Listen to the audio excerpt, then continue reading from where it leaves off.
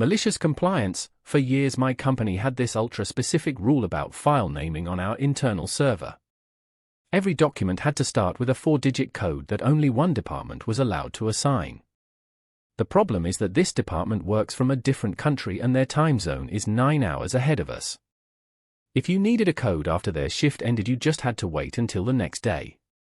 It was annoying but manageable until they introduced a new system where every task had to be logged immediately or it would auto-close as incomplete. Basically, you couldn't finish the task until you had the code and you couldn't mark it as pending either. Last week I got assigned a sudden rush task at 4 p.m. The document had to be submitted within an hour. I sent a request to the naming team asking for a code. Got the auto-reply saying they were offline until morning. Normally I would just improvise, add a temporary name and fix it later, but 2 months ago I got written up for doing exactly that. So I just sat there staring at the clock. When my supervisor came by 20 minutes later and asked why nothing was uploaded yet, I explained the situation. He told me to just rename it myself and deal with the naming team later.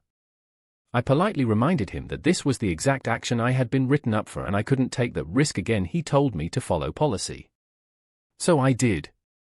I logged the task as blocked waiting for proper file code. The system automatically marked the task as failed at the deadline.